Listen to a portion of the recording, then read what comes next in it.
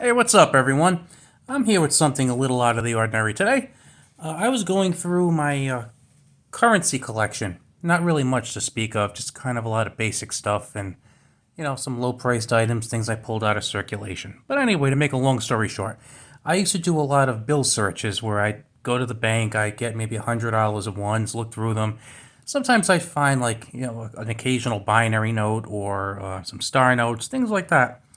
So after a while, I accumulated a lot of them, and I just kind of put them together, and I didn't really think too much of them because for the most part, I'd pull out the ones that were more more rare from smaller print runs and whatnot. Those can have some additional value, but typically not too much. Well, anyway, I was going through them yesterday, and something struck me as I was looking at the dates.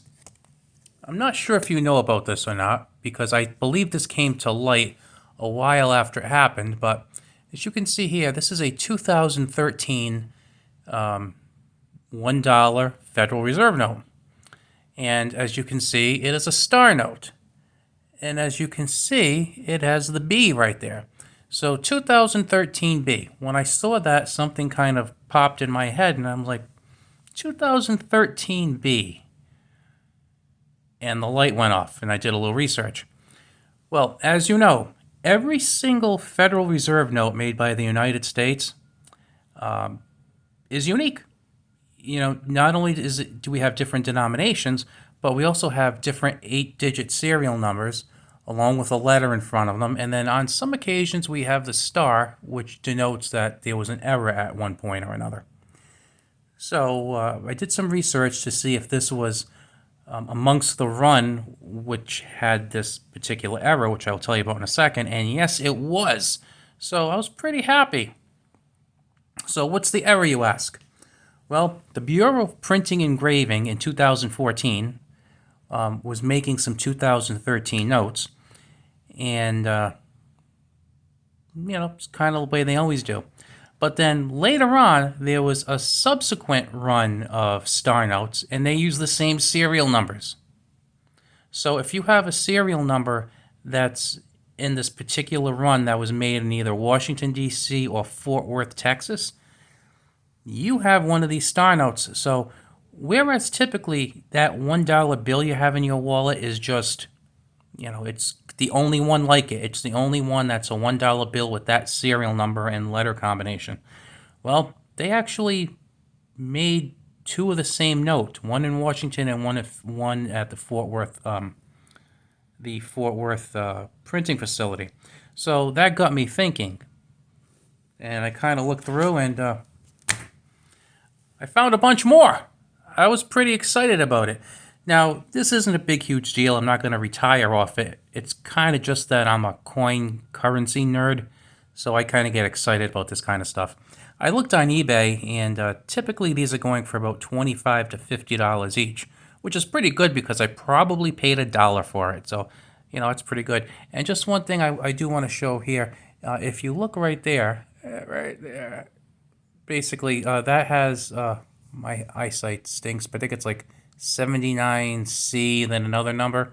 Well, some of these actually say FW for Fort Worth, and when none of those do. You see, that's just a plain old F, and then a G. This one's in Fort Worth. So as you can see, there's actually an FW behind there.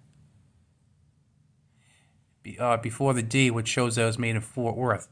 Now, what you should do if you have any star notes that you're interested in is maybe, check your pile, look for the 2013s, look to see if any of them have the seal with the B in it, and then go to a website called mycurrencycollection.com. You can even get to this part even faster by going My Star Note Lookup. If you type My Star Note Lookup into Google or Yahoo, you'll get to the particular page of My Currency Collection where you can check out your star notes.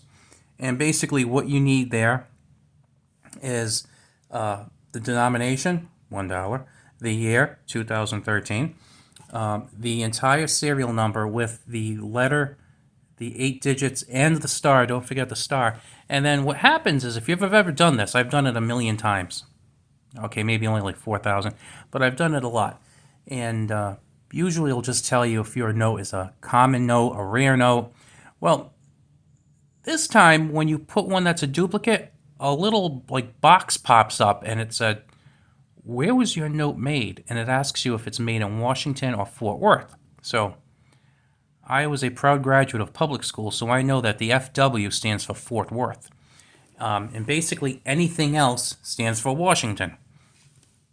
So what you can do is, pop that in there, and it'll confirm for you that it is one of those notes. And, at that point, you have a few options. Option one is you keep the note in your collection.